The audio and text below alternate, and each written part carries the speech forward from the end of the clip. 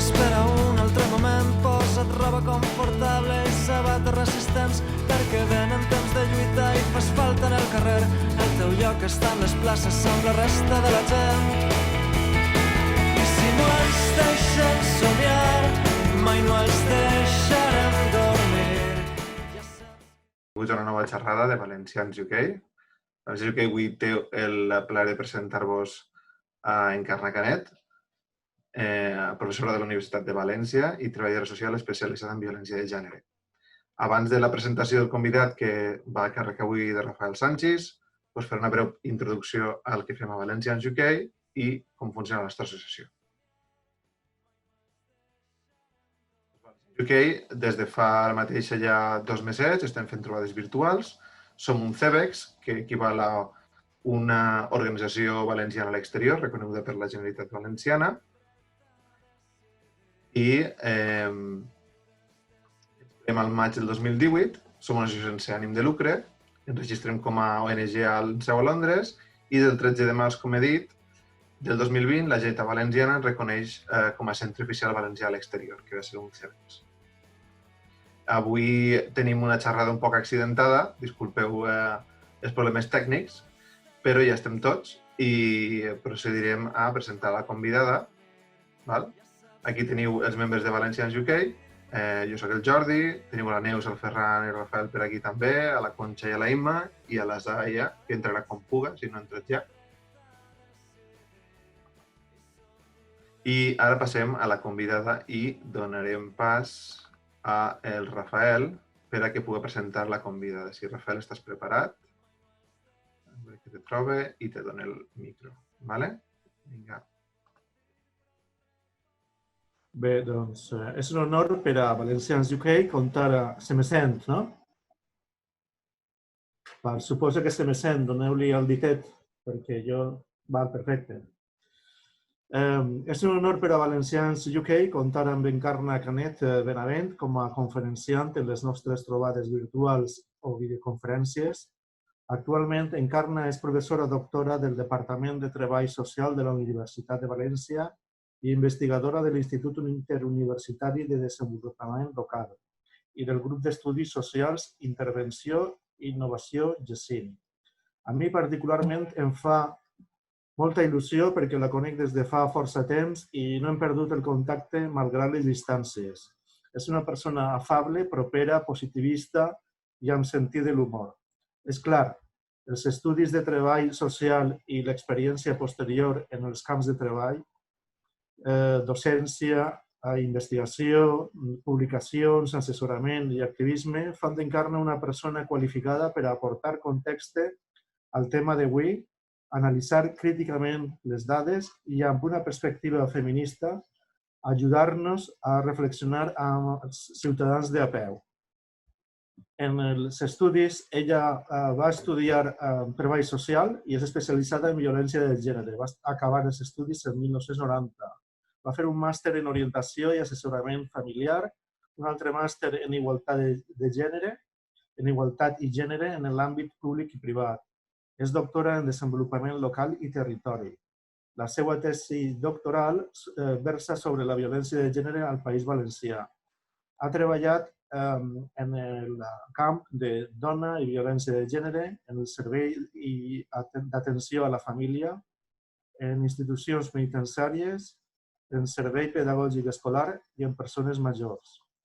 En el camp de la docència, Encarna ensenya en el Departament de Treball Social, imparteix les assignatures d'Igualtat de Gènere i Treball Social, ensenya en el màster de Prevenció i Intervenció amb adolescent en risc i violència filioparental,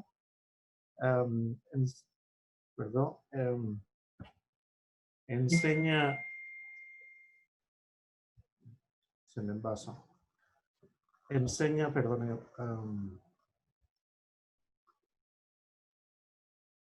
professionals en el camp de la intervenció en la violència de gènere, en l'Institut Valencià d'Administració Pública i en els serveis socials municipals, i ensenya en els tallers de prevenció de violència de gènere i en educació secundària. En investigació, ja ho he dit, investiga en l'Institut Interuniversitari de Desenvolupament Local i en el grup d'Estudis Socials, Intervenció i Innovació. Ha publicat articles, ponències i llibres sobre violència de gènere des del 2001 al 2018. No us dic el que ha publicat, però ha publicat diverses ponències, etc. Ja ho he comentat.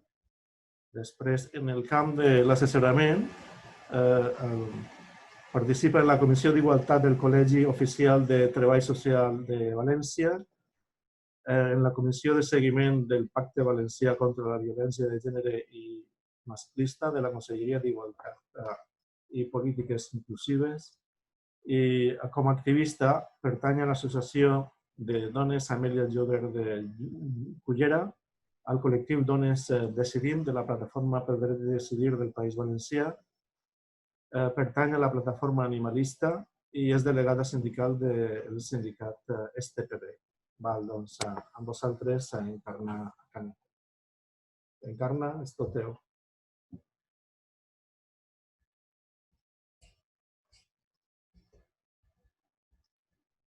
Encarna, has de posar-te el ara. Ara sí? Val. Bona vesprada a totes i a tots i moltíssimes gràcies, Rafael, per la presentació. Es nota que som amics de fa temps, perquè aquestes presentacions no les fa qualsevol. I, com sabeu, el títol que li hem posat a aquesta conferència d'esta vesprada és Conseqüències de la Covid per a les dones, perquè jo partisc jo i moltíssima gent feminista partim d'una premissa i és que, evidentment, la Covid-19 ha afectat a tota la població en general, però sí que és de veres que ha afectat més a aquelles persones que estaven en situació de desigualtat des d'un inici. Evidentment, han hagut moltes persones mortes, han hagut moltes persones que s'han quedat sense feina, però hem de tindre en compte que les dones ja veníem d'una situació anterior que diguem que és tot un caldo de cultiu per a que tinguem pitjor situació en aquests moments i ara ho explicaré més o menys. S'ha comentat que la pandèmia no en tenia... Us he posat una transparència ara, espero que la vegeu. Sí? Es veu? Molt bé, Rafael, t'he vist així en el cap. Bé, s'ha comentat que la Covid no en tenia de nacionalitats ni de fronteres, però jo penso que sí que entén de vulnerabilitats i de classes socials. La Covid s'ha fet més patent, o les conseqüències de la Covid s'han fet més patents en aquelles circumstàncies en les que n'hi ha inequitat, n'hi ha desequilibri, n'hi ha pobresa, n'hi ha desigualtat, com és el cas de les dones. Jo us he preparat així l'esquemeta del que vull parlar esta vesprada. No sé si ens donarà temps a tot, intentaré anar a pressa perquè sí que m'agradaria poder-ho comentar tot i després ja fem preguntetes. Us he posat primer que res una espècie d'antecedents de quina és la situació fins a febrer o març en la que esclata la Covid i després us he posat quina és la situació al País Valencià, que és molt peculiar també, quina és la situació en concret de les dones i dintre de les dones us vaig a parlar d'interseccionalitat, que ara veurem això què és el que és, us vaig a parlar de violència de gènere per la parella, salut, les dones al front de la pandèmia, tant en el teletreball com en els serveis essencials, us vaig a parlar també un poquet de serveis socials i, per últim, m'agradaria fer menció a qui s'ha enriquit amb la crisi, perquè sabeu que de totes les crisis sempre se'n beneficia algú i sempre són els mateixos, no som mai la classe treballadora. Doncs bé, vaig a posar una diapositiva que és simplement una figura per a que vegeu. Aquesta figura ja la coneixereu perquè sempre que es parla de violència sol aparèixer este iceberg, s'anomena l'iceberg de la violència, però jo us ho poso per a que sapigueu que quan jo vaig a parlar ara de violència de gènere, no parlaré únicament de violència de gènere per la parella, sinó que parlaré de violència de gènere estructural, el que entenem per tots els tipus de violència contra les dones pel fet de ser dones, que és el que la Convenció CEDAW anomena violència de gènere i el que el Conveni d'Istanbul anomena violència de gènere. I així podem introduir la violència econòmica, violència religiosa, violència política, mutilació genital, prostitució, tracte de persones, etc. No sé si vaig massa pressa. Rafael, tu fes-me una senyal, perquè és que si no, no vos veig. Doncs de tots aquests tipus de violència contra la dona és a lo que vaig a referir-me. No penseu únicament en el tema de violència per banda de la parella. Bé, de quina situació partim? Doncs segons dades de la Xarxa Europea contra la Pobresa i l'Exclusió, a l'estat espanyol, amb dades de 2019, n'hi ha 2,6 milions de persones en pobresa severa, que es diu PRONTE, 2,6 milions de persones, i 10 milions de persones que es troben en risc de pobresa i exclusió social. No estan en pobresa severa, però estan en el llindar de la pobresa en el que demà mateixa pot ser una persona en situació de pobresa extrema. És a dir, que ja tenim 12,6 milions de persones de tot l'Estat que estan en una situació molt difícil ja abans de la pandèmia. A això li tenim que sumar, també en dades de la xarxa europea, que el 55,3% de la població espanyola té dificultats per arribar a final de mes, incluïdes aquelles persones que tenen un treball remunerat. No estem parlant ni tan sols de persones aturades, són persones que tenen un treball remunerat. És a dir, que gran part de la població ja veníem d'una situació en la que estàvem en molta dificultat. Ara tenim també que a l'estat espanyol ha augmentat l'atur durant la situació de confinament i els ERTEs i tot això. Ha augmentat l'atur un 8% en l'estat espanyol. Tenim en total 3,8 milions de persones. No vos vaig a martiritzar en les xifres senceres, vaig a arredonir un poquet perquè si no se vos farà més pesat. Però tenim 3,8 milions de persones aturades a l'estat espanyol i al País Valencià l'augment de l'atur ha sigut de 9,49.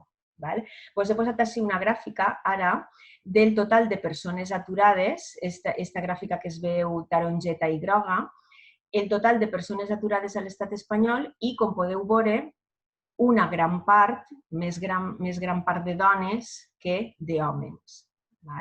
Per tant, això cal tindre-ho present també. Quan parlem del País Valencià, ens trobem que, mentre que l'estat espanyol ha augmentat l'atur un 8%, al País Valencià ha augmentat quasi un 9,5%. Tenim en aquests moments 439.000 persones aturades, de les quals també la majoria són dones, 259.000 són dones. Per tant, aquesta és la situació de la que partim, diguem, la situació general. Tenim també, a més, un altre element que ens afecta i és que des de la crisi del 2008, l'anterior crisi, ja sabeu que les crisis en el capitalisme són cícliques i darrere d'una ve una altra, doncs des de la crisi del 2008 les treballadores i treballadors hem perdut un 20% del poder adquisitiu. Salaris més baixos, pitjors infraestructures, suposa també serveis i prestacions més baixetes, tant en sanitat com en educació o serveis socials. I així vos poso la grafiqueta perquè una de les coses que comentava la Plataforma pel Dret a Decidir és que per cada 104 euros que se destinen a altres comunitats autònomes, veieu que són les que estan en blau, al País Valencià es destinen 93 euros. La quantitat al País Valencià en el finançament sempre és menor i això el que produeix és que la Generalitat Valenciana tinga que demanar préstecs cada vegada per a poder mantenir la despesa de la població i del funcionament del nostre poble. Este deute de la Generalitat Valenciana en aquests moments està xifrat en quasi 48.000 milions d'euros. Són 47.000, quasi 48.000 milions d'euros que, evidentment, mentre estem pagant això, no podem estar invertint en la sanitat, l'educació, serveis socials, etc. Però no únicament ho diu això la plataforma pel dret a decidir del País Valencià, també si ens anem a dades de la xarxa europea contra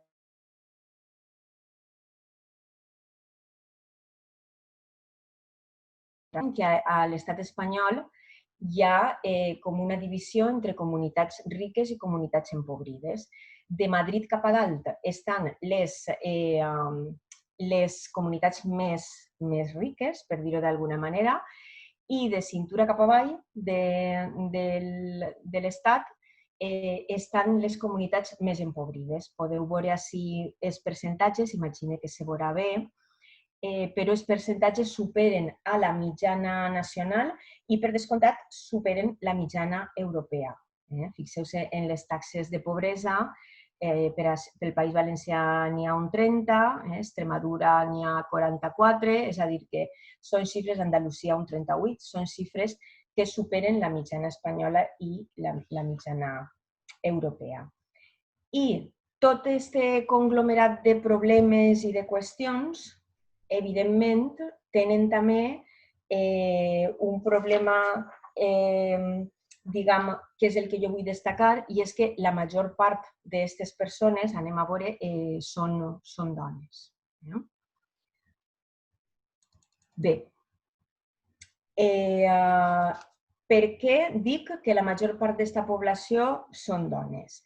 Doncs bé, tenim que les dones, per un costat, tenen salaris més baixos. Les dones que treballen tenen salaris més baixos i, a més, ocupen els treballs més precaritzats. Parlem de treballs temporals, treballs a temps parcial. El 24% de les dones tenen treballs a temps parcial, front al 68% dels homes. Perdó, 68 no, el 6,8%.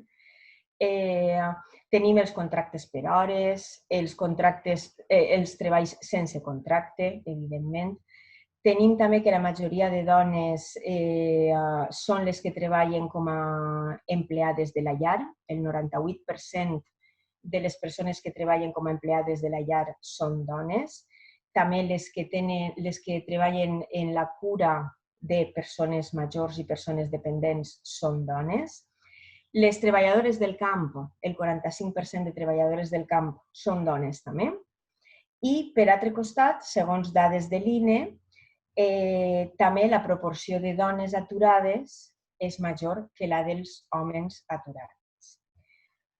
Tot això és el que ja coneixem, no hem descobert la pólvora perquè tot això és el que venim denunciant, que és una bretxa social, laboral i salarial, i que, a més, és una bretxa endèmica, perquè ja portem pràcticament tota la vida en aquestes diferenciacions que se sap que són injustes, que suposen una situació d'inequitat, però que ahí estan.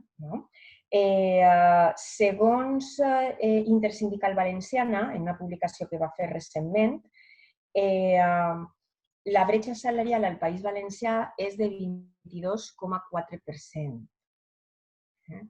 I, és a dir, elles treien un compte, dic elles perquè ho va fer la secció de dones Intersindical Valenciana, van treure el compte que aquesta bretxa salarial suposaria 82 dies a l'any treballats sense cobrar. És a dir, que una dona valenciana treballa quasi 3 mesos a l'any i no ho cobra per aquesta diferència salarial.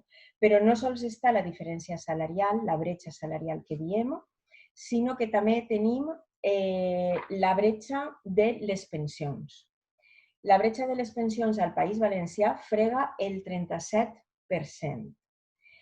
Què significa això? Doncs que n'hi ha una gran quantitat de dones que després d'estar treballant tota la vida, quan arriba l'edat de jubilació, no poden jubilar-se perquè no tenen les cotitzacions necessàries per a fer-ho. I la diferència, com veieu, és una diferència important. Què és el que passa amb aquestes dones aleshores? Tenim que, per un costat, durant la vida laboral tenen salaris més baixos, després tenim que quan van a jubilar-se no poden. I què passa amb aquestes dones? Doncs sabeu que aquestes dones finalment poden acabar cobrant el que s'anomena les pensions no contributives. Ara ho veurem. Una dada que se m'oblidava també, la bretxa de gènere de l'estat espanyol duplica a la bretxa de la resta d'Europa. També és un detall important. I respecte a el que vos comentava de les pensions no contributives, tinc així una tauleta també per a que ho vegeu. Les pensions no contributives són aquelles que poden cobrar les persones que no han cotitzat suficient i també les persones per invalidesa.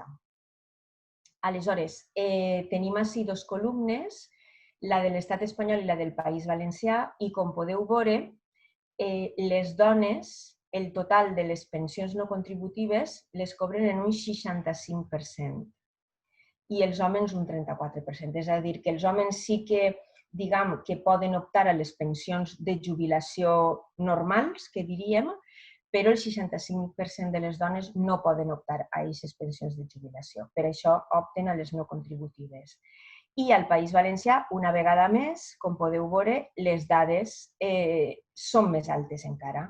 68% de les dones del País Valencià cobren pensions no contributives. Bé, tenim que tindre en compte també que aquestes dones en aquestes pensions moltes vegades estan sustentant a la seva família, als seus fills i als seus nets. És a dir, que quan millor podrien estar perquè ja s'han jubilat i ja podrien estar, diguem, mitjanament tranquil·les perquè tenen una pensió de jubilació, que com a mínim són uns ingressos periòdics, han de sustentar també a la família perquè la família té necessitat. Bé, un altre element encara que complica tota aquesta situació de les dones. El 12,4% de les unitats familiars són monomarentals, és a dir, estan sustentades per dones. I això suposa, evidentment, una gran dificultat per a poder tindre un treball remunerat i al mateix temps poder-te fer càrrec de la cura dels xiquets, les persones majors, o si vols estudiar o si vols participar en alguna acció comunitària, es fa molt difícil. Tenim ací també una gràfica que vos he posat. La primera columna és la de les llars monoparentals encapçalades per homes, la segona, llars monoparentals encapçalades per dones, que s'hauria de dir realment monomarental, i la de la població en general. Segons l'Observatori Social de la Caixa, que és d'on està extreta aquesta transparència, evidentment les unitats monomarentals sustentades per dones tenen percentatges de pobresa i d'exclusió més alts que les sustentades per homes o per les de la població en general. Si es fixeu en la segona columna, tots els percentatges són més alts en les dones. Risc de pobresa monetària, vulnerabilitat econòmica, un 57%, privació material, un 30%, pobresa consistent, un 22%, etc. En l'únic ítem en el que les dones tenen menor percentatge és en el de males condicions de l'habitatge, que sembla ser que sempre els habitatges estan en millors condicions, tot i que sigues una família monomarental, que si eres una família monoparental. No sé si aquesta és la lectura que fan des de l'observatori, però sí que és curiós que en tot el que té a veure en pobresa i exclusió, les unitats monomarentals són més altes, excepte en les que fan referència a les condicions de l'habitatge, per dir-ho d'alguna manera. Bé, no sé si vos estic cansant molt en tantes dades i en tantes coses negatives, però la veritat és que fa falta d'alguna manera explicar un poquet això i sustentar-ho en dades, perquè ja sabeu que moltes vegades se'ns diu és que sempre esteu queixant-vos, és que sempre dieu que esteu pitjor, és que sempre no sé què. Doncs bé, és que quan des del feminisme estem teoritzant i estem queixant-nos i estem reivindicant, és perquè les xifres estan ahí, no? I això cal donar-li vida perquè és un tema important. Vaig a parlar-vos ara del tema que hem anomenat abans interseccionalitat, com a banda del tema de ser més pobra i a banda de ser dona, interseccionen una sèrie de condicions i de característiques que fan que les situacions de les dones siguin encara pitjor. Fins ara, tot això que vos he comentat, podríem dir que és la situació de les dones privilegiades, entre cometes. Ara anem a passar a aquelles que no tenen, diguem, la sort, també entre cometes, d'estar en aquestes situacions. Parlem de dones amb discapacitat. Sabem que ho tenen pitjor.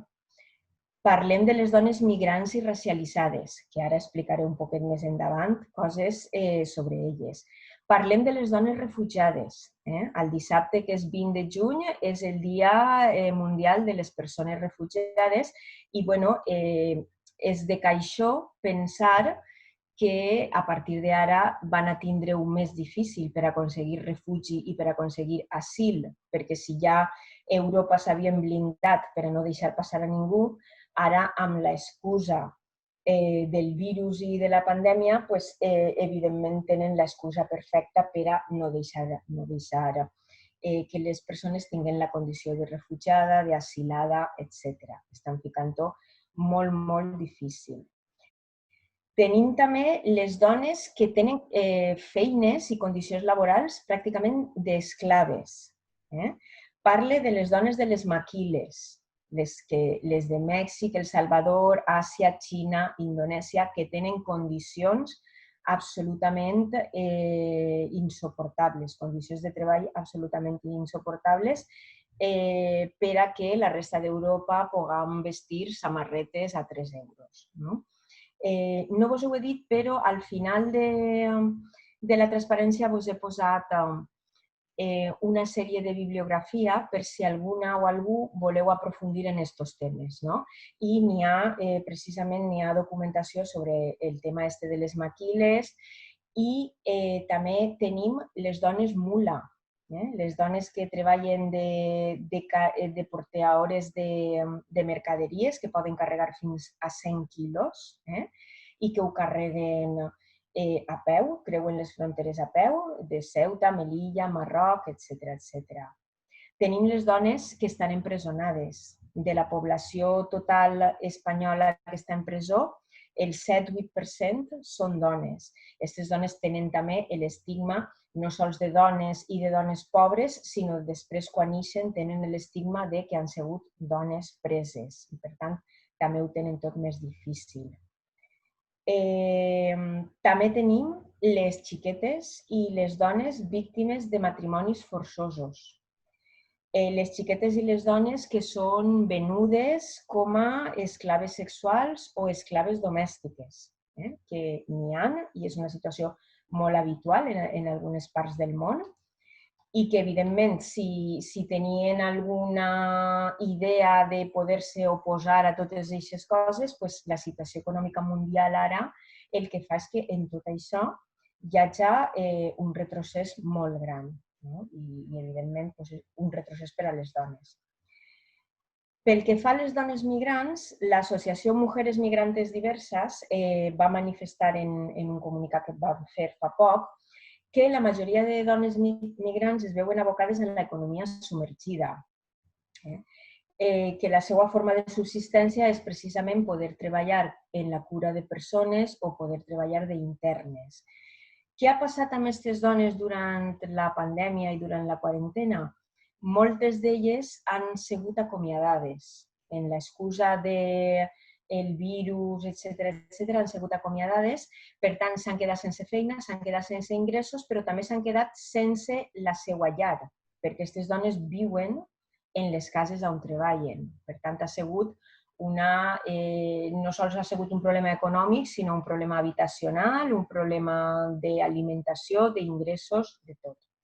Però altres dones el que han fet és que les han fet confinar-se en la família, no han pogut eixir al carrer, evidentment per a no contagiar-se, però què passa? Que si jo estic confinada en el lloc on treballo, acabo treballant 24 hores sobre 24 hores i han estat molt explotades. Aquestes dones, totes elles, tenen l'experiència i la formació necessària per a poder treballar en residències de persones majors. I, a més, les residències de persones majors necessiten a aquestes dones.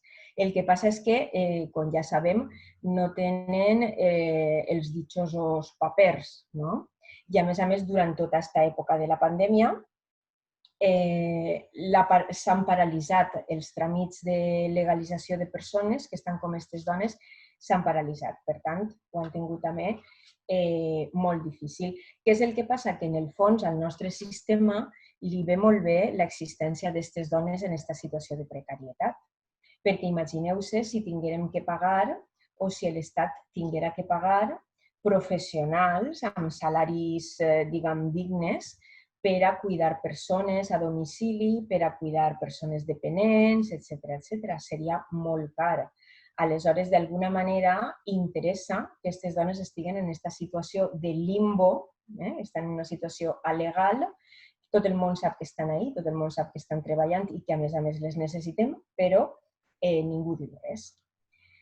Bé, respecte a les dones en situació de prostitució, este també, com podeu imaginar-vos, és un tema que és tot un món, no? I que, bueno, és un món i és un negoci, és tota una indústria. Evidentment, aquesta situació de caos econòmic a nivell mundial el que farà és que moltes dones es vegin abocades a treballar en prostitució. M'imagino que en aquests moments les màfies de la prostitució, de la pornografia i de la tracta estaran d'alguna manera contentíssimes, fregant-se les mans de veure la gran quantitat de dones que van a tindre al seu abast. I, a més, això farà que els preus de les dones siguin més baratos. Les dones seran més barates per als puters. Aleshores, tot això va convertir-se realment en un problema molt gran. Jo vos recomano un llibre que també vos he apuntat, un llibre de Rosa Cobo, que és una professora de Sociologia de la Universitat de Coruña, que es diu La prostitució en el corazón del capitalismo. És un llibre molt bo en el que ella explica que, d'alguna manera, la prostitució, la tracta, la pornografia, les acompanyants, els clubs de strippers, el turisme sexual, les cases de massatge, tot això és un gran negoci global, una indústria global del sexe, diu ella, i que és una indústria que dona molts beneficis, serveix per a blanquejar diners d'altres indústries, per dir-ho d'alguna manera, i que, evidentment, és una indústria que interessa a molta gent. Tindre aquestes dones explotades i prostituïdes és una cosa que interessa.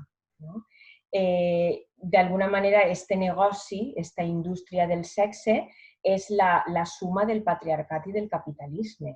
És explotar a les dones per fet de ser dones, per fet de ser pobres, per fet de ser d'altres ètnies, és la suma de tot això, patriarcat, capitalisme, etc.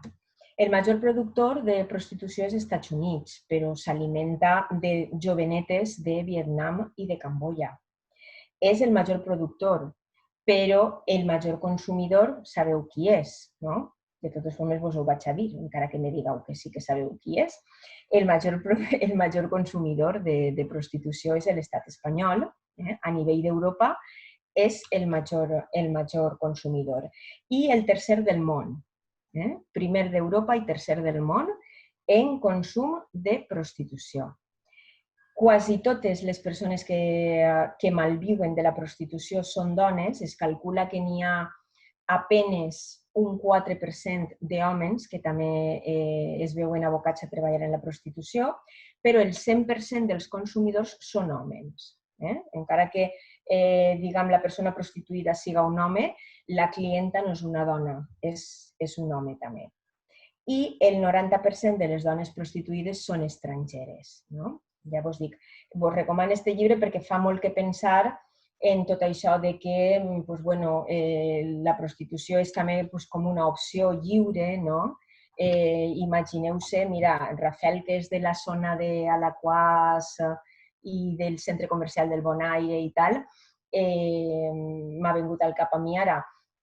no pense que n'hi hagi ninguna xica joveneta de Vietnam que quan complisca 15 anys diga la il·lusió de la meva vida és anar-me'n a una rotonda d'Alaquàs o a una rotonda de Quart de Poblet a exercir la prostitució. És a dir, si arriben fins ací és precisament perquè n'hi ha una indústria que és pràcticament una màfia i perquè s'aprofiten d'aquestes situacions de necessitat que tenen. Bé, com anem? Feu-me alguna senyal en el cabet, que si no, no sé com esteu. Bé, passem ara a lo que és la violència de gènere per la parella. Com sabeu, en aquesta situació de confinament han aparegut dades que diuen que ha augmentat moltíssim la violència per la parella durant aquesta situació de confinament. El secretari general de l'ONU ja va denunciar que havia crescut la violència de gènere a nivell mundial. Respecte a l'estat espanyol, la Delegació de Govern contra la Violència de Gènere va dir també que les consultes al telèfon d'emergència 016 havien augmentat en un 286%.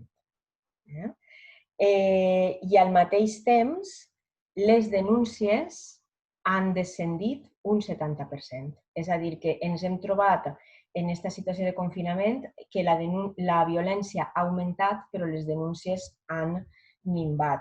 Evidentment, és lògic. Les dones no podien eixir a denunciar.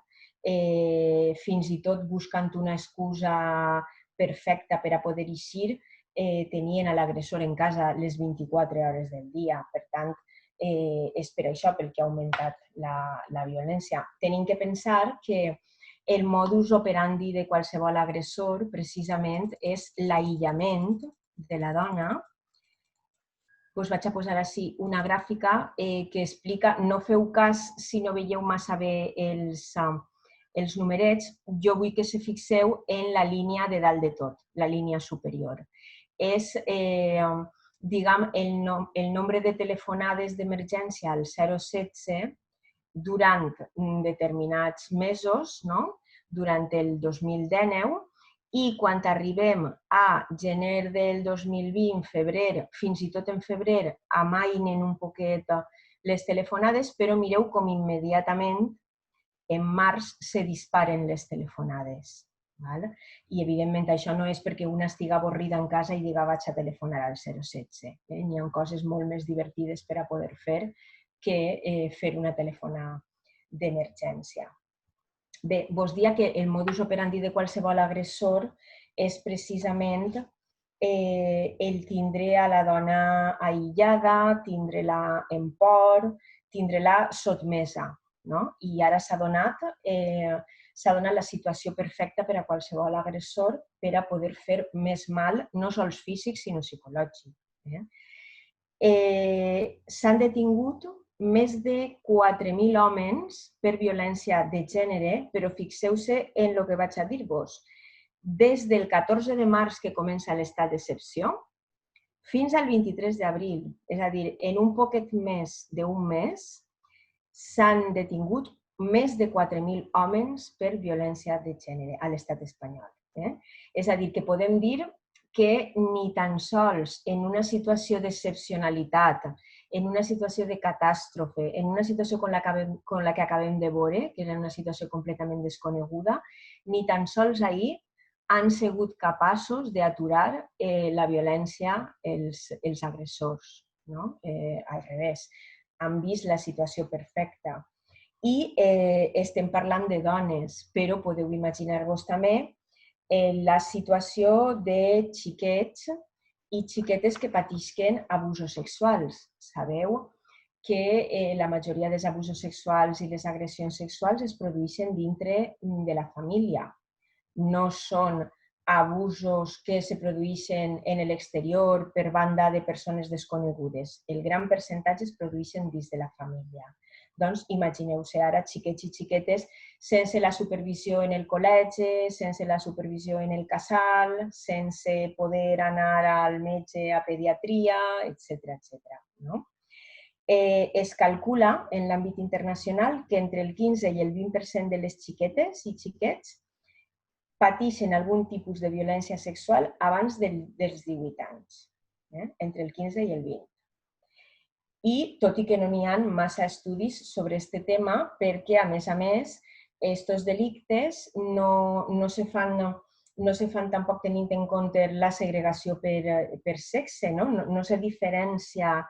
Quan hi ha un delicte d'estos, fins ara no se recull la perspectiva de gènere i no se recullen les dades separades per sexe, i aleshores és difícil saber-ho. Però sí que se sap, per exemple, que en l'estat espanyol un de cada 5 menors pateix violència sexual intrafamiliar, amb l'agravant de que sol se denuncia un 15% dels casos i que del total de denúncies el 70% s'arxiven per manca de proves. Bé, tot això són elements que vos estic comentant, que d'alguna manera són elements que ens poden estar aturullant, agobiant una miqueta, però que jo vull exposar-los per a que vegeu en quina situació se troba gran part de la població i sobretot gran part de la població que, a més, són dones. Vos he posat també un altre apartadet en l'índex que és sobre els serveis socials. Així no vos vaig a donar moltes més dades, però sí que dir-vos que els serveis socials abans de la pandèmia ja estaven atenent a 6 milions de persones en l'estat espanyol, la majoria dones. I segons l'Associació de Directors i Gerents de Serveis Socials es calcula que abans que acabi el 2020 estaran atenent a 10 milions de persones. Ja sabeu que quan parlem d'aquestes persones són persones en situació de molta necessitat, que s'han quedat sense feina. No sols pensem, la població de serveis socials no sols atén a persones de les que estan en pobresa severa o en el llindar de la pobresa, també atenen a població en general. I població en general que fins ara tenien una feina però anaven justetets, però ara fins i tot se troben en situacions, per exemple, com els ERTEs, que no se sap, aquests ERTEs s'acabaran convertits en una incorporació al treball quan passi tot això, o aprofitaran l'ocasió per a enviar a molta gent a l'atur. Aleshores, tota aquesta gent que està pendent dels ERTEs també van a passar a engrossar les files de la gent que va estar necessitada.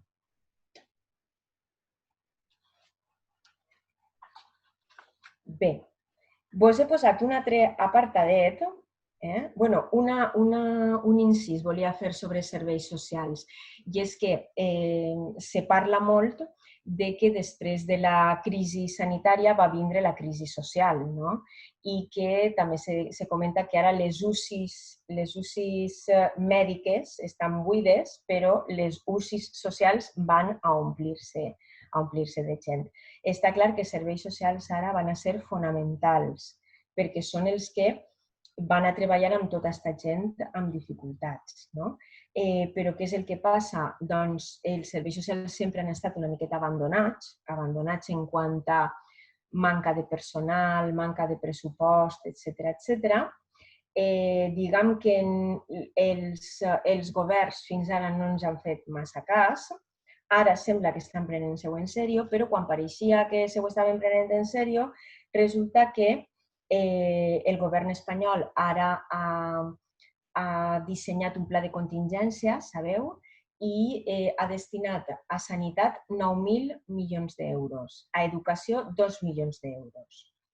3 milions d'euros per a l'ingrés mínim vital, que és el que s'ha posat en marxa esta setmana, també haureu escoltat parlar del tema, però a serveis socials ni un euro. És a dir, se suposa que serveis socials van a ser ara fonamentals i tanmateix no ens han facilitat ni un euro. Seguim en el mateix personal, el mateix pressupost, però segurament el triple de persones a les que hem d'atendre. Per tant, ahir sí que s'hauria de fer una pensada. Si se suposa que serveis socials són serveis essencials, fem el favor de destinar com a mínim els recursos necessaris. Bé, tenia també un altre apartat, també per a comentar-vos, respecte a la salut de les dones. I en aquest apartat voldria assenyalar tres coses diferents. Una és les dones que han hagut de teletreballar. Una altra és les dones que han tingut que treballar presencialment en els serveis essencials. I una altra és les dones que han hagut d'abandonar la feina. Pel que fa al teletreball, n'hi ha una investigació molt bona d'unes companyes meues de la Facultat de Ciències Socials que l'han fet precisament durant el confinament. Teniu també la investigació en les referències bibliogràfiques, és Aguado, Benlloch i Aguado, i elles han fet un estudi sobre com ha augmentat l'estrès en les dones durant el confinament. I elles el que diuen és que, evidentment, l'estrès ha augmentat perquè les dones han vist, de sobte, tancats els col·legis, tancats els centres de dia per a persones majors, s'han hagut de fer càrrec elles d'aquestes persones, han hagut de quedar-se en el domicili a teletreballar, però, clar, teletreballar mentre estàs ajudant els teus fills a fer els deures, mentre estàs parlant amb la mestra o el mestre dels teus fills per a que t'expliqui com han de fer els deures, mentre cuides de persones majors, en els xiquets també has de jugar per a que s'entretinguen, has de fer les feines de la casa, has de fer els menjars, has d'anar a comprar, en fi, tota una sèrie d'ítems que elles analitzen i, evidentment, l'estrès de les dones s'ha disparat de manera impressionant. A mi m'ha vingut al cap un exemple, i és que, sabeu que les dones sempre tenim la doble jornada laboral, de treballar en el món productiu i després treballar en el món reproductiu. Sempre hem tingut aquesta doble jornada. Fins i tot si després participes a nivell polític, a nivell sindical, a nivell feminista, etc., pots arribar a tindre una triple jornada laboral. Però fins ara, aquesta triple jornada laboral era seqüencial, per dir-ho d'alguna manera. Tu, quan estaves treballant, quan estaves en la casa, estaves en la casa, quan estaves en la militància, estaves en la militància. Ara resulta que aquesta triple jornada se fa sincrònica, és a dir, en el mateix espai i en el mateix temps estàs fent 3, 4, 25 coses alhora. I això és el que, evidentment, ha suposat una gran càrrega per a les dones a nivell d'estrès emocional i, de fet, aquesta investigació és el que les conclusions de les que parla són en aquest sentit. Per altre costat, tenim les dones que han hagut de deixar la feina. Moltes dones estaven treballant presencialment, però han hagut de deixar la feina perquè no podien deixar a les seues criatures a soles en casa i no tenien a ningú que les cuidara. I, per altre costat, tenim aquelles dones que formen part de serveis essencials que han hagut que estar treballant presencialment. I així us vaig a ficar una grafiqueta també perquè parlem de dones de sanitat, sobretot. En medicina el 51% són dones, en infermeria el 84%, en farmàcia el 72%, en psicologia el 82%, això respecte a l'àmbit sanitari. Si parlem de serveis socials, jo calculo que entre 80 i 90% som dones i hem estat treballant com a servei essencial. I també tenim totes les dones que treballen en neteja, per exemple, en neteja d'hospitals, han seguit treballant i, a més, han tingut molta més feina perquè han hagut de desinfectar molt més en profunditat. Tenim les dones de supermercats que han seguit abastint-nos de menjar i tenim les dones també llauradores que treballen en el camp i que treballen en els mercats i que gràcies a moltes d'elles també hem pogut tindre frutes i verdures al nostre abast. Per tant, una de les conclusions també és que aquestes dones han estat al front de la pandèmia, per dir-ho d'alguna manera, han assumit costos físics i emocionals molt alts, no? I que, evidentment, tant si han estat teletreballant com si han estat treballant en serveis essencials, han estat ahí, al front. Han estat al front de la pandèmia, inclús a costa de la seva salut. També els homes, evidentment, però estem parlant de professions que, a més, estan altament feminitzades.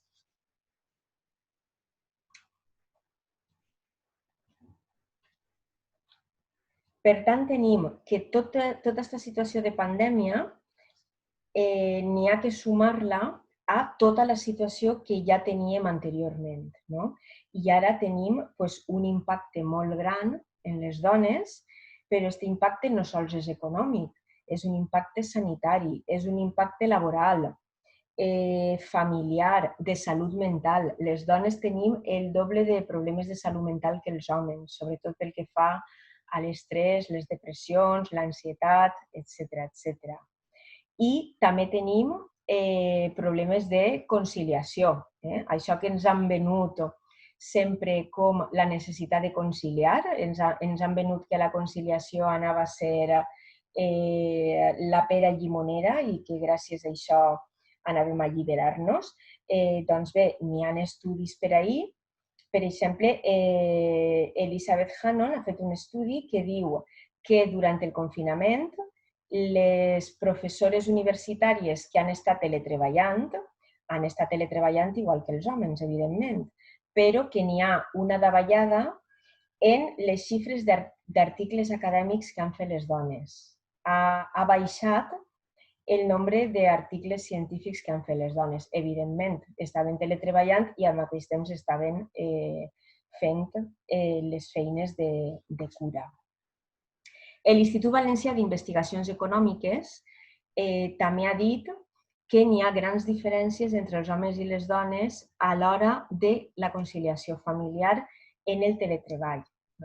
Per què? Perquè ja veníem d'una diferència anterior i aquesta diferència és que les dones destinen 13 hores setmanals més que els homes a les tasques familiars i domèstiques. Aleshores, si això és una situació normal, doncs en una situació de confinament encara ha sigut major. Com anem? Vaig a comentar ja l'últim puntet i ja passem a les preguntes, si teniu preguntes i si jo sé contestar-les. I és la de qui s'ha enriquit amb tot això. Ja us he comentat abans que de totes les crisis sempre n'hi ha algú beneficiat. Segons el Banc Mundial, la caiguda de l'economia va abocar a la pobresa extrema a 60 milions de persones en tot el planeta. 60 milions de persones. En Estats Units ja n'hi ha un atur registrat de 41 milions de persones.